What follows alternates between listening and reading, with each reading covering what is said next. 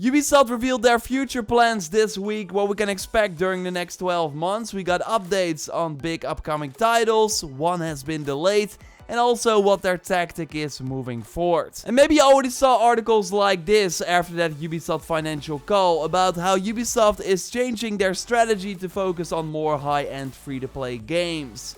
And well, that's not something a lot of people wanted to hear. I mean, if you still had a bit of hope for a Splinter Cell game, then after this news it got even less likely. But it's also way more nuanced than Ubisoft ditching full price games for free-to-play titles. And Ubisoft actually released a statement after this news as well. But yeah, not a lot of people are happy. Ubisoft's stock price also dropped big time to a point where it was after the whole Breakpoint debacle. So there's really a ton going on. We also learned more about the future of Assassin's Creed and way more. So I will go over all this in the Sunday Jorgameshow.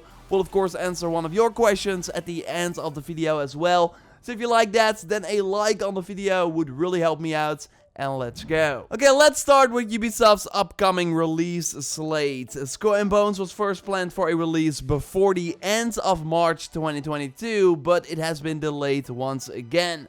We should now expect it between April 2022 and March 2023. That game really cannot catch a break. The gameplay you see here was from E3 2018, when it was still planned for 2019, as we saw at the end of that trailer. I actually played the game at E3 2018, which is also wild to think about. It obviously won't look like this anymore and likely includes some on-foot exploration and action as well. Like, Ubisoft is still committed. They announced that they increased the amount of studios helping Ubisoft Singapore with Skull and Bones.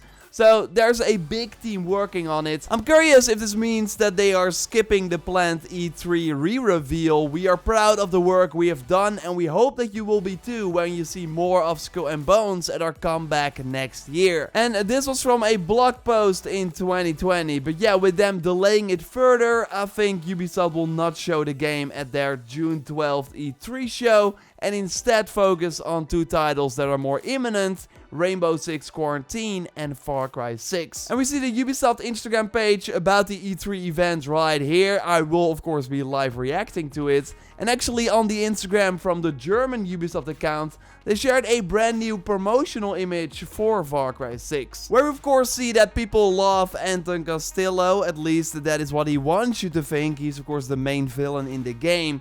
But yeah, this is new marketing material, which could mean that Ubisoft is preparing a comeback for the game. Interesting is that both Far Cry 6 and Rainbow Six Quarantine, or Parasite, whatever it will be called, are still planned for before the end of September 2021. And we see a tweet from Daniel here, who has also been listening to the investor call, but in a later tweet he notes that he would be surprised if at least one of them isn't releasing later. And I agree, like, it would be wild if these two titles that we haven't seen any gameplay for will release 4 months from now, and then likely also close to each other. Especially because Ubisoft confirmed during the investor call that they will have no other AAA games, so $60 titles, for a release between October and April 2022. But yeah, that doesn't mean that they won't release anything. Like, you can bet on the fact that Just Dance will get a new release in November. They also still have Riders Republic, that new extreme sports game from the Steep creators, coming. Although I would not be surprised if that one actually releases sooner, because it was first planned for a release in February of this year. During the Ubisoft Forward stream on June 12th, we will hear the proper release dates for these games. But yeah, this still empty October until March window leaves of course a lot of room for that massive new Valhalla expansion. And we talked about this many times before, but Valhalla was the only really successful release for Ubisoft in the last 2 years. Like, I would not be surprised if Watch Dogs is over after the support for Legion. Like, they did not even mention Legion at all during their investor call until someone asked about it at the end, and then Ubisoft basically said that they still have at least 3 to 6 months of support for Legion, and that they hope that the new updates will improve how often people play the online mode. I still think we will see the game on Game Pass at some point, looking at that collector's edition mask on the shelf from Phil Spencer, of course, a while back, and Steep is actually on Game Pass just now. Like, Ubisoft is testing the waters, or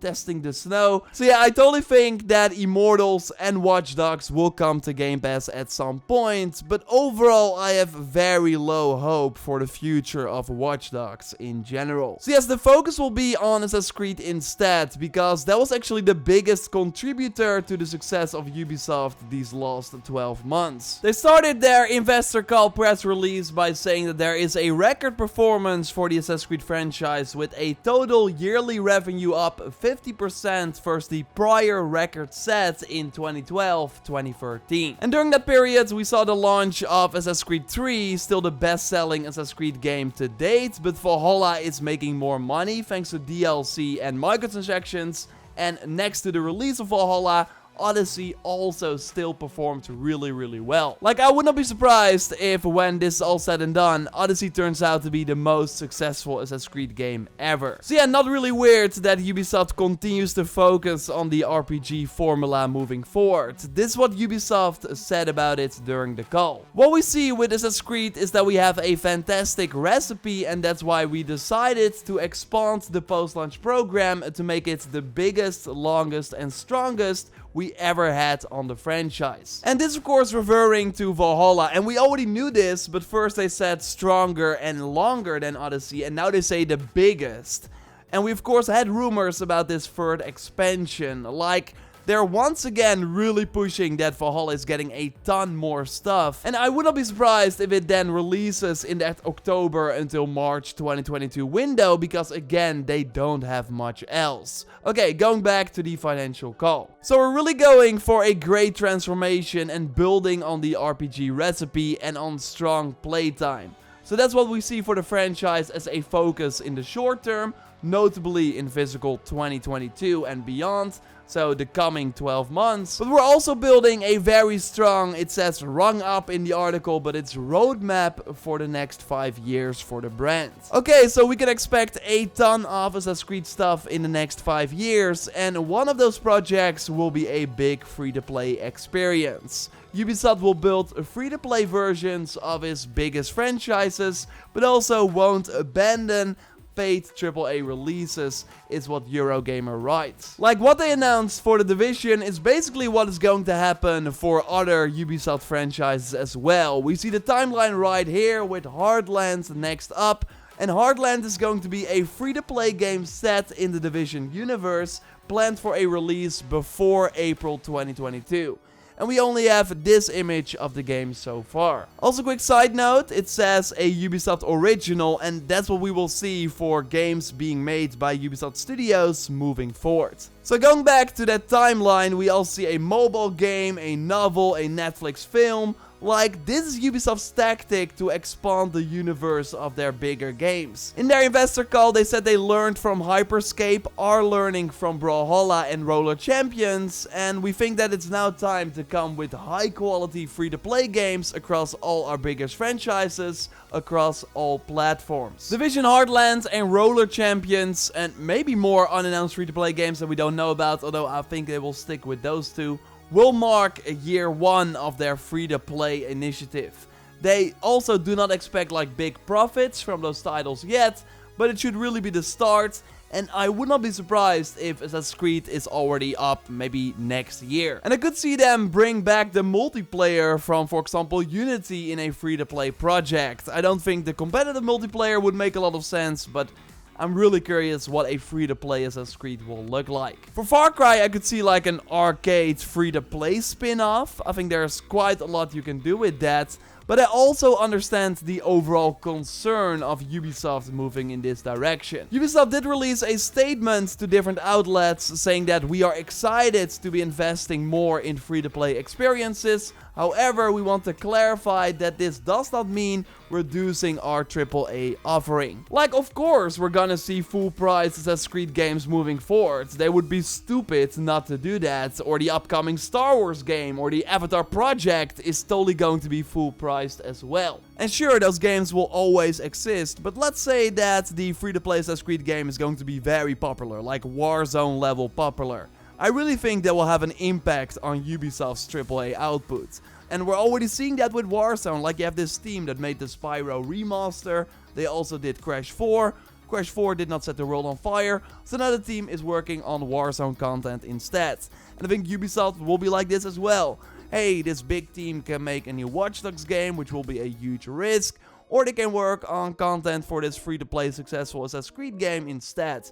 And then they're gonna go for that. And it makes sense, like free-to-play can reach way higher highs than the paid games these days. So, makes sense that they're chasing that. And I also don't really think that it's like bad news in particular.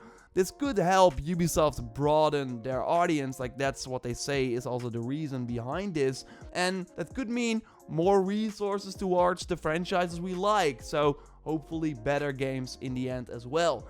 And free to play these days doesn't mean like crappy games anymore. We have Apex Legends, which I know a lot of people like, and Riot is of course doing a lot of quality free to play titles.